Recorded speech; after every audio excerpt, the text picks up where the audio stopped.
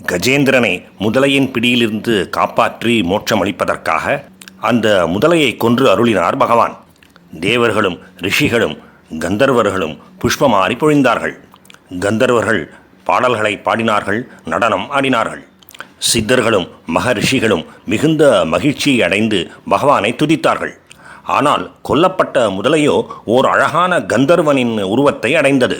அந்த கந்தர்வன் பகவானை துதித்து வணங்கி நமஸ்கரித்து போற்றி புகழ்ந்து துதித்து தன்னுடைய உலகத்திற்கு சென்றான்.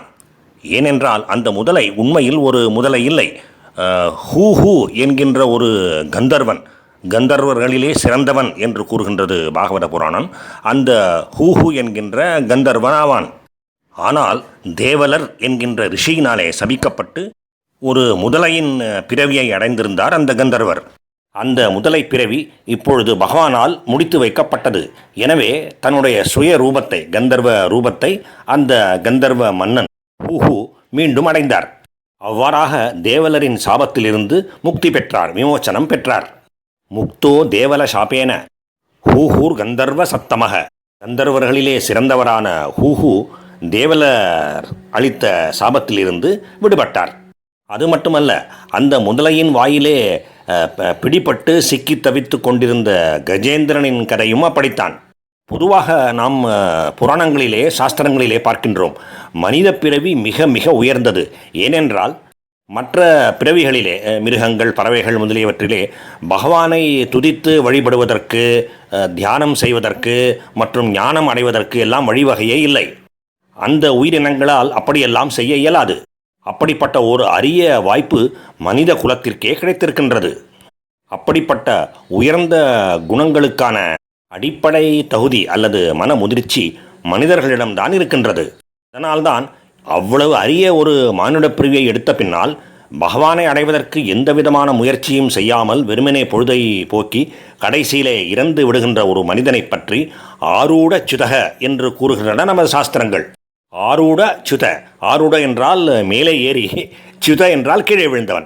அதாவது இவ்வளவு உயிரினங்களிலே மிக மிக மகத்தான உயிரினமான மனித பிறவியை பெறுகின்ற அளவுக்கு உயர்ந்து வந்தவன், பரிணாம வளர்ச்சியிலே உயர்ந்து வந்த ஒரு மனிதன் பகவானை அடைவதற்கு எந்த முயற்சியும் செய்யாமல் சுதக விழுந்து விட்டான் என்பது இதன் பொருள். இவ்வளவு தூரம் மேலே ஏறியும் கீழே விழுந்து விட்டவன் என்பது அதன் பொருள். சரி, பொதுவான கூற்று இப்படி இருக்க, கஜேந்திரனுக்கு பகவானிடத்திலே அப்படிப்பட்ட பக்தியும் பொதுவான ஒரு நல்ல ஞானமும் எப்படி வந்தன? மிருகங்கள் பக்தியும் ஞானமும் பெற முடியாது என்றால், அதற்குரிய வாய்ப்போ பக்குவமோ அவற்றுக்கு இல்லை என்றால், கஜேந்திரன் மட்டும் ஒரு விதிவிலக்கு ஆனது எப்படி? கஜேந்திரன் என்கின்ற இந்த யானையிடம் மட்டுமல்ல, வேறு சில சந்தர்ப்பங்களையும் இப்படிப்பட்ட ஒரு நிலைமையை மிருகங்களிடையே நாம் பார்க்கின்றோம். புதுக்கோட்டையிலே திருகோகர்ணம் என்கின்ற ஒரு ஊரிலே ஒரு மாடு தன்னுடைய காதுகளினாலே நீர் எடுத்து வந்து, காதுகளிலே நீரை கொண்டு வந்து அந்த ஊரிலே இருக்கின்ற, அந்த இடத்திலே இருக்கின்ற சிவபெருமானுக்கு அபிஷேகம் செய்தது. அதனால்தான் அந்த ஊரிலே இருக்கின்ற சிவபெருமானுக்கு கோகர்ணேஸ்வரர் என்கின்ற பெயர். ஒரு மாட்டின் காதுகளினாலே அபிஷேகம் செய்யப்பட்டவர் என்று அதற்கு பொருள் எடுத்துக்கொள்ளலாம். கோ கர்ண, கோ மாடு, கர்ண காது. ஒரு மாடுதானே, சிவபெருமானிடம் அதற்கு அப்படி ஒரு பக்தி எப்படி உண்டாயிற்று?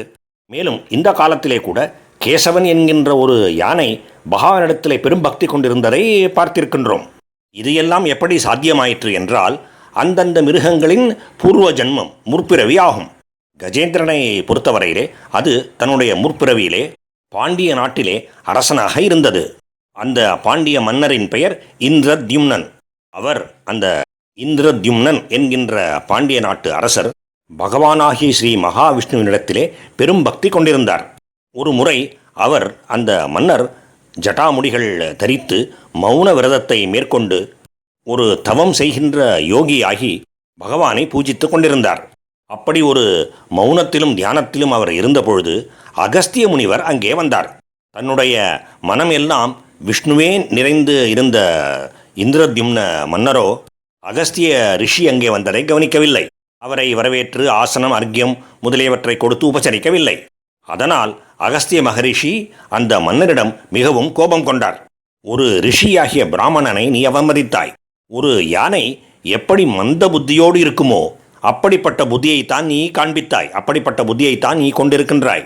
எனவே அதற்கு ஏற்றாற்போலவே, அப்படிப்பட்ட ஒரு புத்திக்கு ஏற்றாற்போலவே நீ ஒரு யானையின் ஜென்மத்தை அடையக் கடவாயாக என்று சபித்தார்.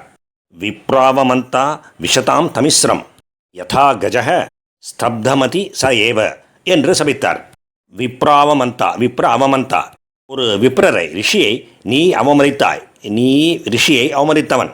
விஷதாம் தமிஸ்ரம், தமிஸ்ரம் என்றால் கும் இருட்டு, பெரும் இருட்டு. விஷதாம் என்றால் அந்த இருட்டுக்குள்ளே நீ செல்வாயாக, அந்த இருட்டை நீ அடைவாயாக என்று பொருள். தமிஸ்ரம் அல்லது இருட்டு என்பது இந்த இடத்திலே தமோ குணத்தை குறிக்கின்றது. கார் இருளிலே நீ புகுந்து விடுவாயாக என்கின்ற சாபத்துக்கு மிகுந்த தமோ குணம் உடைய ஒரு பிறவியை அடைவாயாக என்று பொருள் கொள்ளலாம்.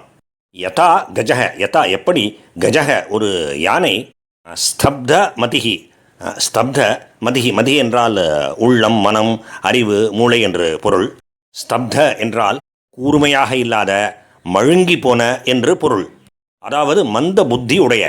ச அவன், இந்த இடத்திலே இந்திரத்யும்னன் என்கின்ற அரசன். ஏவ நிச்சயமாக, அதாவது எப்படி ஒரு யானை மந்த புத்தி உடையதாக இருக்கின்றதோ அப்படியே நீ ஒரு யானையின் பிறவியை அடைவாயாக என்பது இதன் பொருள். இவ்வாறாக இந்திரத்யும்ன மன்னரை சபித்துவிட்டு அகஸ்திய முனிவர் தன்னுடைய சிஷ்யர்களோடு அங்கிருந்து சென்று விட்டார். ஆனால் இந்திரத்யும்னன் என்கின்ற அந்த பாண்டிய அரசனோ சிறந்த விஷ்ணு பக்தனாக இருந்ததால் அந்த ரிஷியின், அகஸ்திய முனிவரின் சாபத்தை மனமும் வந்து ஏற்றுக்கொண்டார். இது பகவானின் செயல், நமக்காகவே பகவான் இப்படி செய்திருக்கின்றார், பகவானே நம்மை இவ்வாறு யானை பிறவி எடுக்கும்படி அனுகிரகித்திருக்கின்றார் என்றே நினைத்தார். அதனால் அவர் அகஸ்திய முனிவருக்கு எதிர் சாபம் முதலியவற்றை கொடுக்கவில்லை. இதனால் தான் அந்த மன்னன் யானையின் பிறவியை அடைந்தார், கஜேந்திரனாக பிறந்தார். அதனால்தான் கஜேந்திரனுக்கு தன்னுடைய முற்பிறவியிலே ஒரு சிறந்த வைஷ்ணவனாக, சிறந்த விஷ்ணு பக்தனாக இருந்ததனால்தான் விஷ்ணு பக்தியும் ஞானமும் இயல்பிலேயே இருந்தன. எப்படி ஜடபரதர் ஒரு மானாக பிறந்த பின்பு கூட தன்னுடைய யோக பலத்தையும் ஞானத்தையும் இழக்கவில்லையோ அப்படியே கஜேந்திரனின் விஷயத்திலும் நடந்தது. பூர்வ ஜென்ம பக்தியும் ஞானமும் அந்த யானையை விட்டு அகன்று போய்விடவில்லை.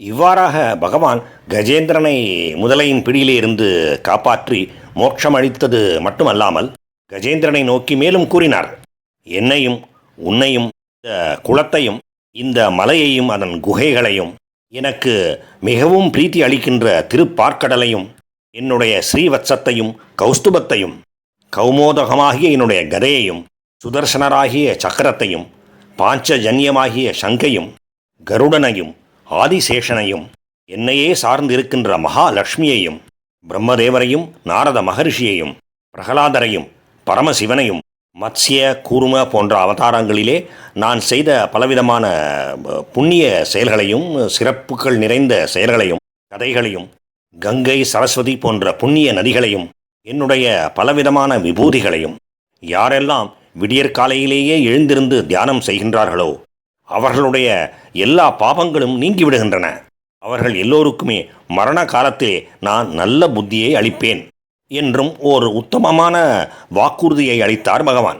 இப்படிப்பட்ட நல் வார்த்தைகளை ஒரு சத்திய பிரதிஜை போல கூறி பாஞ்சஜன்யமாகிய தன்னுடைய சங்கையும் முழக்கினார் பகவான். அந்த சங்க நாதத்தினால் எல்லா தேவர்களும் சந்தோஷித்தார்கள். அப்படி எல்லோரையும் மகிழ்ச்சி அடைய செய்து பகவான் கருட பகவான் மேலே ஏறிக்கொண்டு தன்னுடைய இருப்பிடத்திற்கு சென்று விட்டார். இவ்வாறாக கஜேந்திர மோட்ச கதையை பரீட்சித்து மன்னருக்கு எடுத்து கூறிய சுக மகரிஷி, இந்த கஜேந்திர மோட்சம் என்கின்ற கதை கலி காலத்திலே கலி புருஷனால் ஏற்படுகின்ற குற்றங்களை எல்லாம் நிவர்த்தி செய்கின்றது, சொர்க்கத்தை கொடுக்கின்றது. நல்ல நிலைமையை அடைய விரும்புகின்ற பிராமணர்கள் அதிகாலையிலேயே எழுந்திருந்து சுத்தர்களாக தூய்மையோடு இந்த கஜேந்திர மோட்ச கதையை படித்தால் அவர்களுக்கு கெட்ட கனவுகள் கூட ஏற்படுவதில்லை என்றும் எடுத்து கூறினார், அருளி செய்தார். பகவானுக்கும் பாகவத புராணத்துக்கும் பக்தர்களுக்கும் நமஸ்காரம்.